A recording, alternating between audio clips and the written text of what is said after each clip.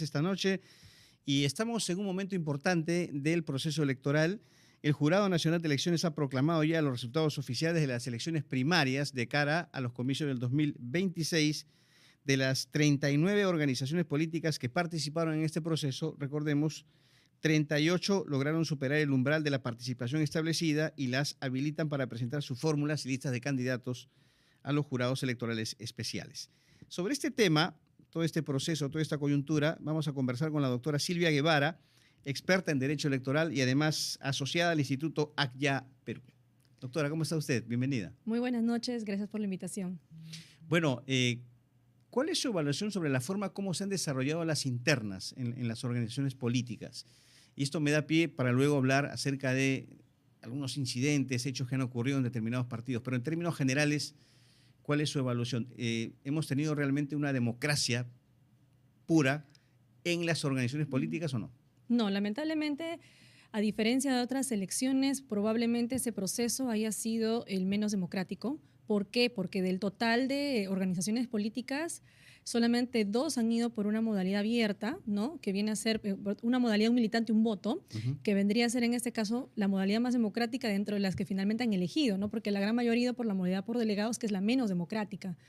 Adicional a eso, el hecho de que han tenido los partidos políticos, las organizaciones políticas, la entera responsabilidad de poder estar a cargo de sus elecciones primarias internas, incluso en cuanto al tema del filtro de sus posibles, en este caso, candidatos, ¿no? Y ese es un aspecto que, a diferencia de elecciones anteriores, por ejemplo, donde se contaba ya el filtro a través de declaración jurado hoja de vida, antes, desde las elecciones primarias, esta oportunidad no ha habido eso.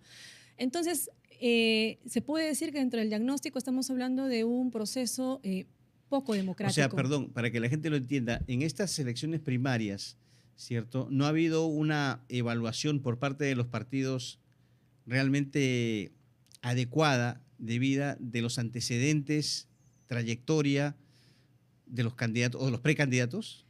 Anteriormente, hablo en este no ha habido. ¿Por qué? Porque ya no se presentaban las declaraciones juradas hoja de vida en la etapa de las elecciones primarias, lo cual ha conllevado también a que se pierda la oportunidad de la presentación incluso de tachas dentro del periodo de las elecciones primarias. Como esta vez no se ha dado, porque eso se cambió a través de una disposición complementaria en marzo de este año, los partidos políticos han tenido la responsabilidad completa de poder finalmente ver cómo realizan este filtro. Entonces, ¿por qué digo que esto también contribuyó a que sea menos democrático? Porque de esa manera muchos de los afiliados que no conocían estos cambios no han podido de alguna manera conocer también quiénes eran las personas que estaban pues evaluando dentro de los que finalmente podían ser los posibles candidatos, ¿no? Adicional a eso de digamos, problemas que se han presentado, por ejemplo, sobre todo con la organización política que ya sabemos que ha quedado fuera, en este caso Acción Popular. Entonces, es un proceso en el que ha habido menos participación incluso de los mismos afiliados, justamente por la elección de los delegados, pero sobre todo porque el mismo sistema condujo a poder de alguna manera motivar a que vayan por esta modalidad para el cumplimiento de este umbral del 10%, ¿no? Que se estableció para estas elecciones, que no había anteriormente. Usted dice que este es el proceso menos democrático que hemos tenido en las internas a través de los últimos años, desde mi perspectiva, sí, así es. De las organizaciones políticas. ¿Esto es responsabilidad, entre otros, del Congreso? Sí, claro. Explíquenos por qué, por favor. Hay muchos cambios para que la ciudadanía conozca que se empezaron a dar con la reforma a partir de 2018, pensando justamente en que se iba a implementar en su oportunidad lo que vendrían a ser en este caso las PASO, ¿no? Parte de eso, por ejemplo, es el umbral del 10% que se exige, parte de eso son otros cambios adicionales. Sin embargo, al eliminarse el tema de las PASO, se regresaron a las modalidades anteriores, como viene a ser en este caso la modalidad por delegados y la modalidad de elección de militante un voto. Entonces, adicional a eso, también dentro de lo que viene a ser el cronograma, se cambiaron algunos plazos, se recortaron los plazos. Por ejemplo, consecuencia de ello es el tema del plazo que se tenía para poder resolver impugnaciones relacionadas al tema de las elecciones primarias. En el proyecto inicial que presentó el jurado eran 20 días y esto finalmente en el Congreso se cambió y se terminó pues estando con un plazo más reducido de 3 días, ¿no? Entonces, estos cambios que se han dado en las propias normas que se han establecido han conllevado finalmente a que se tenga el panorama que se tiene actualmente, porque es importante precisar que los organismos electorales lo que hacen es un desarrollo de lo que ya viene de alguna manera en las normas, tanto en la ley orgánica de organizaciones políticas, así como en la ley orgánica electoral, así como en la LOP también, ¿no? Que en este caso es la ley de organizaciones políticas. Ahora, doctora, hablando de las organizaciones electorales, OMPE y jurado, ¿qué responsabilidad han tenido ellos o qué supervisión en la realización de los comicios internos, en las elecciones internas de los partidos, o es que no la han tenido? O sea, no tenían poder de intervención y de fiscalización. Los organismos electorales no pueden cambiar ni participar directamente en la elección interna, ¿no? Porque como su propio nombre lo dice, las elecciones primarias o internas, bueno, primarias solamente el nombre, la verdad es que son elecciones internas, es la perspectiva que tengo, en esta oportunidad ha sido distinta a las anteriores, ¿no? En esta oportunidad se ha reducido a un espacio de asistencia técnica. En el caso de la OMPE se dice dentro de sus facultades que tiene como parte la organización de lo que viene a ser el tema, pero esa organización viene a ser como, por ejemplo, el apoyo en el caso de la cédula, ¿no es cierto?, que se van a usar, brindar esta asistencia técnica. No puede intervenir en cambiar la votación, no puede intervenir. No cambiar, no, sino claro, me refiero pero a supervisar la misma. sí. Acá yo sí, lo vuelvo a repetir, lo dije también acá en RPP, que es importante que pueda hacer ejercicio, en este caso su facultad del artículo 5 de su ley orgánica, en este caso la OMPE. La OMPE tiene que asegurar que la cédula de sufragio sea la muestra representativa finalmente de lo que se eligió. El tema es que como ahora estamos a través de plataformas y la información se sube a través de las plataformas, OMPE sencillamente cuando el jurado advierte el 5 de diciembre, por ejemplo en el caso de Acción Popular, solo tenía 2 días, con lo cual el tema de la verificación finalmente es un aspecto que no lo hizo. No lo hizo, ¿por qué? Porque el sistema está planteado de tal forma que finalmente se tenga una sensación, se puede decir, se tenga un tema de confiabilidad de la información que se sube al sistema, ¿no? A las personas que finalmente se habilita. Es lo mismo lo que va a pasar ahora, ya una vez que se han proclamado las organizaciones políticas, es el llenado de las declaraciones juradas hoja de vida, por ejemplo, ¿no? Entonces, nuevamente, el tema de la plataforma y el sistema y la información que se declara es la información que finalmente se va a tomar en cuenta, y en este caso va a tomar en cuenta el jurado para el momento de la calificación. Entonces, tienen roles diferenciados. ¿Sabe por qué se lo preguntaba, doctora? Sí. Porque ya que hablamos de Acción Popular, justamente el argumento de algunos de sus dirigentes al momento de comentar esta resolución que lo saca de la carrera, sí, es que en primer lugar todo eso, la supervisión dependía de OMPE, y en segundo lugar que el Jurado Nacional de Elecciones se había extralimitado, ¿no? Había excedido sus atribuciones. No sé si estas personas están en lo cierto o no.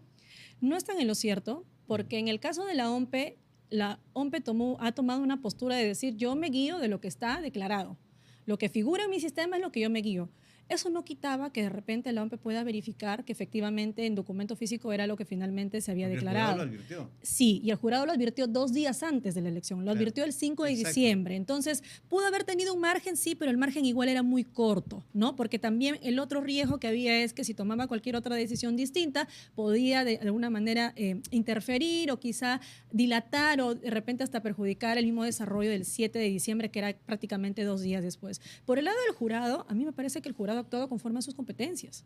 Y está bien que lo haya hecho antes de la declaración o de la proclamación, en este caso de las listas de candidaturas. ¿Qué hubiera significado, por ejemplo, que no se hubiese pronunciado y no hubiese tomado de alguna manera un desarrollo con relación a los diversos expedientes? Son 9 expedientes. Sí. Y de los 9 expedientes, yo he escuchado por ahí que mencionan de que no se pidió la nulidad. Uno de los expedientes pidió la nulidad, en este caso, de lo que se había desarrollado en las elecciones primarias.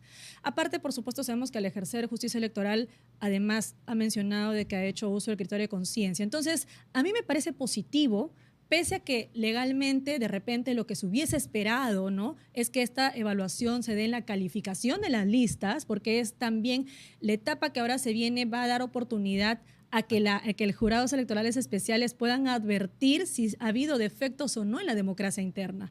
Todos esos aspectos, las tachas también, ¿no? Claro, pero las tachas se dan después que las listas son admitidas. Claro. Y ahí hay una responsabilidad de los ciudadanos, ¿no? Que nosotros como ciudadanos tenemos el derecho de presentar tachas si advertimos alguna inconsistencia, por ejemplo, en lo que viene a ser los requisitos que se deben cumplir, en este caso, al momento de realizar el tema de la inscripción de las candidaturas. Entonces, lo que acá yo sí creo que debe existir es una articulación, y debe existir en este caso mayor, se puede decir, control de repente de la situación en cuanto a este conflicto que se denota y que es bastante visible entre todos los organismos electorales. ¿Se cree que ha habido aquí falla en la coordinación entre OMPE y Jurado Nacional de Elecciones?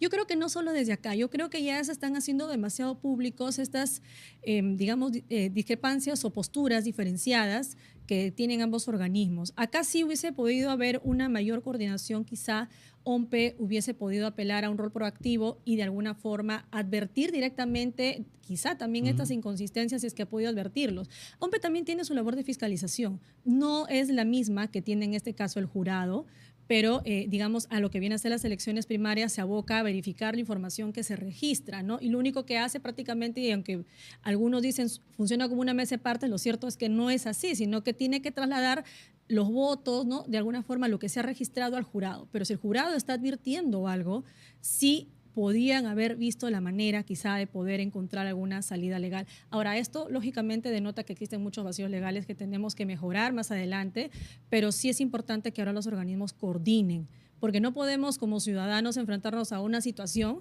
en la que se genere más desconfianza frente justamente a los que están dentro del sistema electoral. Claro, porque, a ver, Acción Popular ha dicho que va a denunciar constitucionalmente a los miembros del jurado, ¿cierto? Ha habido amenazas inclusive, ¿no? De investigarlos hasta, o pedir investigación hasta por lavado de activos. Y nosotros recordamos que en la elección anterior, justamente el tema de la invocación a un supuesto fraude trajo mucha desconfianza en... mucho daño al sistema electoral. Exacto, en las organizaciones electorales. Y esto sale a colación nuevamente. Entonces, para esta elección, ¿podría presentarse el mismo escenario? Una situación de inseguridad o de desconfianza hacia estos organismos que verifican la elección? Sí, por supuesto, y creo que ya se ha puesto en tela de juicio, y a mí me parece una conducta no adecuada de quienes están en el poder ahorita en el Congreso, pretender politizar una decisión que está en el marco de la justicia electoral, que es competencia del jurado como ente rector del sistema electoral. ¿Se refiere usted al a la tercer vicepresidente del Congreso? Por supuesto. Claro. Eso es algo que no se puede pasar por alto.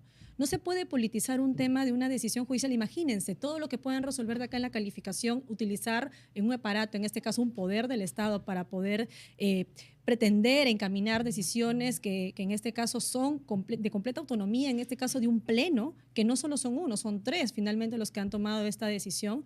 A mí me parece que es bastante riesgoso. Además de que, por supuesto, no va a proceder, ¿no?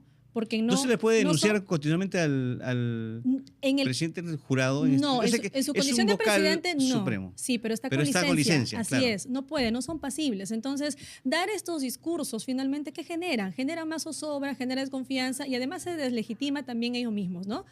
Sí creo que también debe partir de un compromiso por parte de los organismos electorales de evitar que esto se haga una bola de nieve por actitudes o pronunciamientos que pueden muy bien manejarlos a la interna para que finalmente pues tengamos un proceso más ordenado, ¿no? O sea, ¿Qué tipo de pronunciamiento se refiere? Por ejemplo, yo sí, el tema que está todavía pendiente, si se va a aplicar o no, el tema del voto digital. ¿No? Es un signo de interrogación que hay que ver finalmente cómo se puede aplicar. O las cuestiones que en este caso han surgido con relación, por ejemplo, al tema de este caso de Acción Popular, de que se pone por escrito que eso se comunicó, salvando responsabilidad de alguna manera de que se advirtió de manera oportuna en el caso del jurado, pero eso finalmente son hechos, ¿no? Pero a futuro se tiene que evitar, tiene que haber una mayor coordinación. Ahora, lo que decanta ahora es el proceso de inscripción, ¿no? Ya estamos próximos a que se cierre del 15 de diciembre, que se dio la proclamación el día de ayer, hasta el 23. Bien. Las organizaciones políticas tienen que inscribir a sus listas, en este caso para cada uno de los procesos electorales.